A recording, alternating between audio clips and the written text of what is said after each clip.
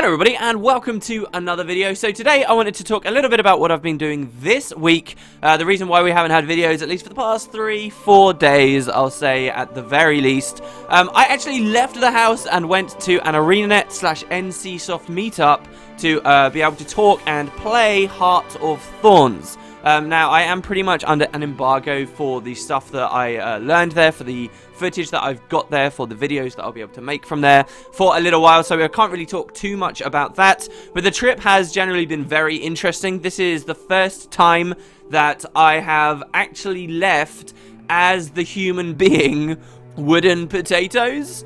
As you guys are well aware, there's certain things that I don't do about myself. I don't really talk about my name on the channel. I don't really show myself off on the channel, and so this was the first time that I kind of blended those lines together. You know, I've always kind of had my real life, which I don't really talk about when I'm doing YouTube stuff, and I have my YouTube stuff, which I don't really talk about while I'm doing real life stuff. And so for this reason, it has probably been one of the most bizarre 3 most recent days of my life. I wanted to talk a little bit about the trip for you guys, and in particular some of the hysteria, some of the hilarious and also scary hysteria that's been going on the internet of some witch hunt for me. So first of all, the trip itself, it was very good. It was all made possible by a few guys at NCSoft. They know who they are. It was fantastic to meet them. It was really awesome to be able to actually take the opportunity. I have had offers before. Those of you guys who listen to the Visualwood podcast will know full well about a year and a half ago, when Gw2 was being a thing, the first big PAX Prime that was occurring after launch, ArenaNet did a big press thing for the reveal of Gw2 the Sunless, and I was offered to go out to Seattle itself to meet ArenaNet with Matt Visual way back when. It was something that I turned down. Do I regret turning it down now? No, I still think it was pretty much the right move, but considering Heart of Thorns and everything that's going on now at the moment, I'm really glad I finally actually accepted one of their offers. So the first day really was just getting to meet the various people that were there. There were maybe 20 to 25 of us, I believe, including devs that had flown out to meet us too. And so it was kind of just a big meet and greet day. It was very weird and awkward for a little while. You know, I got into the hotel and I was like, wow, I'm actually going to have to meet someone. Who is the first person I'm going to have to meet who is going to see WP? It ended up being Gw2. So there were actually 2 events that were going on, and this is something that confused a lot of people and led to some pretty hilarious images of people thinking they're seeing Wooden Potatoes in Seattle. No, there were 2 events going on. There was one over with ArenaNet itself, where a lot of North American people flew out to see members of our community, people like Matt Visual, but also kind of just big YouTubers, people who represent large audiences, people who have at one point enjoyed the game, but have probably moved on. So 3 of the names that I know specifically about were Angry Joe, who is a big YouTube reviewer, has a very certain style to his reviews. I very much enjoy. He tends to put on costumes and stuff. When Gw2 came out in 2010, I believe it made his number 1, was it? Or it was like his number 2 or even 3 most anticipated game list. And I specifically remember he put it higher than SWTOR on his list, and this set everyone off. Everyone was, you know, raging about it, but he was a huge fan of the game. When it came out, it was one of the very, very, very rare reviews. He ended up giving a 10 out of 10 score, I believe, and though he definitely, you can quite obviously tell he doesn't really play it anymore, he does have a huge audience, and he went out and hopefully he enjoyed what he got to do there. Jesse Cox was also another of these people who did play at launch, was a bit more critical of the game, but he was out there, and I believe Tobuscus was there too. So there were these guys, there were a lot of big people, big members of the community, Bogota, Aurora Peachy, Blue 42, the list goes on and on and on. So they were all out there, but there was also a simultaneous event going on here in the UK, and this was for European people. Now, that kind of meant that there were only 2 native English speakers at this entire event. That was me, and that was Gw2, who is a caster, has been casting very consistently for about the past year or so. We were the only 2 British guys. Everyone else, really, they spoke English, but as a second language primarily. It was German people, it was Spanish people, it was French people, and it was sort of their opportunity to be a part of this event, so it was more of a multilingual thing. And so, yeah, I met up with Gw2 very early. I sort of went to his hotel room, kind of had the awkward handshake, and we sort of just went out. I needed to prepare some questions for potential interviews interview stuff. And we walked along the Brighton pier. He got a coffee. Apparently donuts, someone told me on Twitter, were really good there. We never got it in the end. Instead, it was mostly closed down. It was mostly freezing cold. It was mostly very windy. And I never really got much work done at all. We kind of just walked along the pier and had a bit of a chat. We managed to get back to the hotel. The idea was that towards the end of the day, we were going to all go out, meet everyone. We were all going to meet down in the lobby, and then we were going to head out to this nice restaurant that had been picked out for us. Had a pretty hilarious lift ride where I stepped into this lift where there were like 6, 7 dudes in this tiny lift, and I squeezed myself in, and everyone was dead silent. You could clearly tell all of these people were here for the same thing. We all filed out of the lift, single file, and walked over to the lobby, stopped, looked at each other, and then just started chatting. It was the most ridiculous thing ever. But yeah, here we met a couple of the devs that moved out. Isaiah Cartwright had come out. He's one of the lead designers of the game. Jessica Bottiger had come out. She was on the competitive side. Leah Hoyer had come out. Steve Fowler, who's more of the marketing side, had come out. A lot of people had come. It was actually really, really cool. We went to the restaurant. I spent maybe 3 hours just eating and talking to Izzy purely about Guild Wars 1 and crazy old Guild Wars 1 stories about why the Icy Dragon Sword ever existed, and what it was like to balance for that game, the classic old Smiter's Boon nerf and stuff. And it was really cool. Just generally a fantastic experience. We winded down to the night. After that, most people went to bed. Jebra and I stayed up. We went to the bar. We had a couple of drinks with Jessica and a couple of the other guys that had come down. Not necessarily developers, but people that did work at ArenaNet. And finally went to bed. Now, the next day, I can't really talk about what happened there. This is kind of embargo stuff, but this was heart of Thorns specific things. We had some talks, we got to do some various things, and once that embargo lifts, which shouldn't be too long, you guys will see a flood of content on my channel. I am a little disappointed, I suppose, that I never got more. I was talking to Matt about this, because, I mean, this was bizarre, guys. This was like, I'm doing all this stuff, and then at the same time, miles and miles and miles away in Seattle, there's a bunch of other people doing it too, and I was, you know, me and Matt were trying to message each other as best we could every now and then, because obviously we couldn't actually meet one another at different events, and I think we both kind of agreed we were more taken back by everything else and just chatting to people than actually producing as much stuff as we could. That said, I was still there at the very end of the day. All the IT guys were, well, just the team in general, I guess, were packing up all of the computers as best they could, and mine was still powered on, and I was like, no, just give me a few more minutes. I was trying to transfer files across, get as much stuff as possible. And yeah, that was the last day. Everyone was really wonderful, and I sort of flew home. So that was kind of my life. You know, just living in a hotel, getting myself a nice breakfast the next morning, you know, seeing whether the hotel mirror is going to heat up to stop the steam, you know, right where my face would be. Stuff like that. And meanwhile, at the same time, the internet is just blowing up.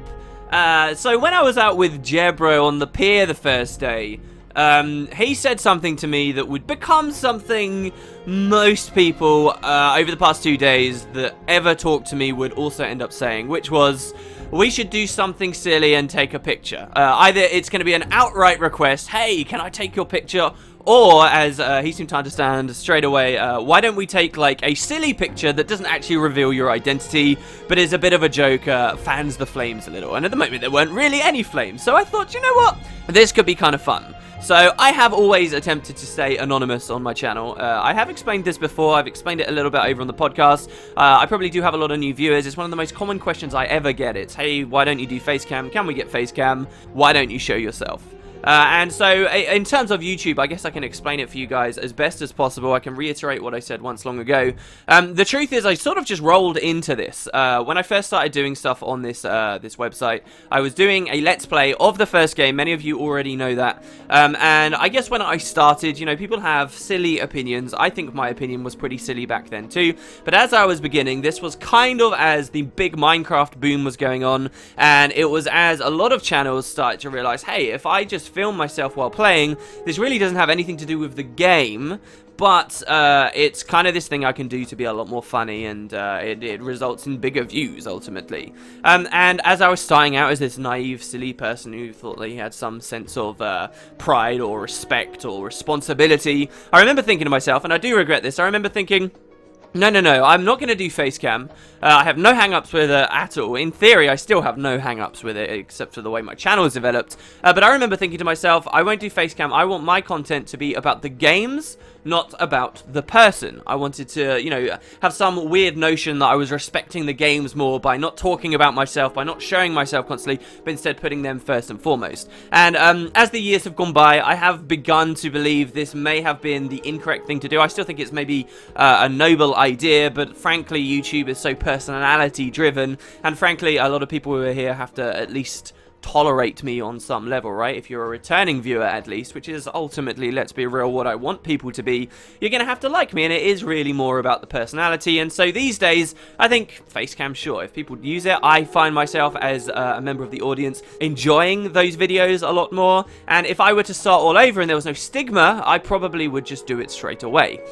However, that's not the way that the channel went. The way that the channel went was, I did my Guild Wars 1 Let's Play, slowly got, you know, a bit bigger. When Guild Wars 2's hype started going massive, I began properly focusing on that game. I got way more attention. I never really thought about Facecam at all. Again, maybe it wasn't particularly pertinent back then. If you're in a big release cycle, you've got tons of people interested in a game. They don't want to have all this time listening to a guy ramble about himself, as I essentially am right now, or having his face plastered on the screen when they just want to watch delicious new trailer footage. So again, it never really became a thing, but once Guild Wars 2 had come out, it had been this huge deal for a lot of people. I remember specifically I was doing daily Q&As every day, you know, 6 or 7 questions from the community, every single one of them purely about Guild Wars 2, and I remember over the period of about a week, one very specific week, and it will always stand out in my memory, I suddenly had tons of questions of people saying, hey, what about you, dude? What, who are you? What are you doing? What are you interested in? At the time, I was working and doing this, like, horrible, hellish commute, and I think I talked about it a little bit. But suddenly, people did become interested. And then it became this big thing. Oh, wow, he doesn't say who he is, doesn't say his name, he doesn't show his face. And I kind of like that. I don't just kind of like it, I really like it. In some ways, maybe, yeah, it does hold me back, but in some ways, I think it's a really interesting angle to the channel that I'd like to keep. There's also the fact that I, as a human being, have always listened to a lot of radio. When I was at college, I actually helped set up a radio station, and so I'm more than familiar with knowing someone's voice intimately, building, whether you like it or not, some mental perception of them, and then having it torn down. And I promise you guys, any mental image you have of me right now, of some guy with long blonde hair riding around on horseback, is probably gonna get destroyed if you ever were to see me. So now, yeah, I think I want to keep it going. This has always been fine until there comes to stuff like these events. You know, I turned down the one that I've already mentioned to you guys back a while ago with Gw2, and it suddenly becomes this huge stigma. You know, when I went down to knock on Jebro's door and meet him for the first time, in my normal life when there's nothing to do with wood and potatoes, you know, I can go and meet anyone and be perfectly fine, but now it's like, oh, there's this thing. Every single person I meet, there's this thing, you know, they look at you in a different way. It's the most bizarre, surreal thing I've ever experienced. People have this thing that they desperately want to talk to you about and desperately want to have to be addressed. And, you know, that makes it hard to attend stuff like this. Not just emotionally it makes it hard to attend stuff like this because it's become so important to me, but at the same time, just the logistics of saying to myself, right, I want to go to this event, but I don't want to break the anonymity thing. I don't want to lose this weird little tweak on my channel that ultimately doesn't mean very much. A lot of you guys listening, if you still are at this point, might be thinking, wow, this is a whole lot of who are over nothing. And really, yeah, it's kind of a small thing. But to go there and decide to myself, right, I don't want any cameras on me. That was interesting. It was, especially the second day, some like ridiculous obstacle course. The guys at NCSoft were so welcoming to it. I specifically said, look, I want to go, but I don't want to be in footage and stuff. So all the pictures they were taking, they were 100% understanding and were angled all in really interesting, awesome ways, so that either they just weren't taking any images of the general area I was in, or more specifically, and many times, I would actually come and stand with the person taking the picture, or behind them, or standing out in the hallway. I actually have a couple of vlogs of me standing around hiding outside the conference room while periods of lots of photos were being taken place. I may actually show you guys. There was dramatic Heart of Thorns music rolling in the background. It was all very intense.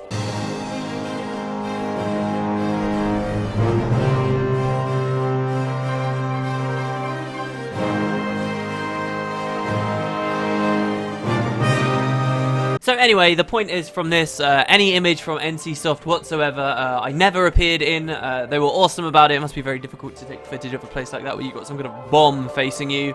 But they did really, really well, and you don't have to scrutinize any of those officially tweeted pics closely at all, guys, because I promise you there's not an inch of me in them. But what do I mean, scrutinize? Well, so this is what I really wanted to talk about. How the lands of the internet reacted to things. Thought I'd show you guys a few choice quotes here. Now, of course, this was a big press event, but obviously we can't talk about any of the information. So the community has nothing really to go on. They had nothing to go on except the mystery of who is WP. It would seem that on the internet things blew up a little bit when Gw2 jokingly said, hey, we should do some kind of small picture. I thought, hey, yeah, this would be kind of fun. It's actually not revealing anything about me, but it'll fan the flames a little, if you can say there were any flames. So we had this picture of my shoe go up. We walked down onto the beach together. We took a picture of the Brighton pier, essentially, which is a big landmark in Brighton. And the coast, the sea, and then also just there on the left of the image was my foot, and it really set people off. You know, you just have kind of a generic post here. This is on Reddit that you guys can see here. Gw2, we're starting the European Gw2 Heart of Thorns demo in Brighton. You get an image of the area, and all that people are really able to talk about is, hey, look, I just saw WP. There was a specific post here as well, entirely about the fact that I was at this meetup, which is just crazy to me. I had 118 comments, and people just started going a bit crazy, you know, like we have some really funny comments here, like, quick, identify the brand of trainers, run a search to see which people in Britain purchased the brand and the model. We'll cross-reference it with the data from recently purchased flight tickets to the location. And I guess I want to say to you guys, I find this stuff hilarious. You know, I wouldn't have taken this picture of my shoe if I didn't think it would be kind of fun to do, because ultimately it is pretty harmless. To me, it is very important that I stay anonymous, but as long as you're doing small things like this, it is a stupid thing. Why not make a little bit of fun of it? What really started to get to me, though, was as, you know, the day went along, people started to get quite serious about things. You know, here was quite a heartfelt comment. I think you have to be careful. It's not weird to want to put a face to the text video's voice we love, but we still have to be respectful with the boundaries, especially for someone like WP who's made it quite clear he doesn't wish to be public. And yeah, it is kind of difficult to say where the line is. On the one hand, I've got myself teasing various things. On the other hand, I am quite clearly saying to people, look, I don't want to lose this thing about myself. And I do think it's very important now. And, you know, it was kind of weird. The more you start reading, you start seeing really quite creepy comments that have started coming around, and really creepy things that originally it's just, you know, some funny comment about running metrics on shoes, and all of a sudden then people are zooming into weird places on images and squaring stuff off, and it just gets really kind of icky and disgusting. And it's not even that, you know, these are people pointing fingers at the wrong guys. It's just that there is a line somewhere, and I can totally understand then why you see some of these comments that people really start getting quite angry about things, and there's all these questions about privacy. I'm not even sure where the line is myself at the moment. I know some of the stuff out there is it's a bit unsettling, though. Hopefully you guys get a good impression of where I am. This other thread here, you know, there really started to be a lot of discussion here. Christ, can we stop the whole find WP lol thing? The guy obviously wants to remain anon, so let him.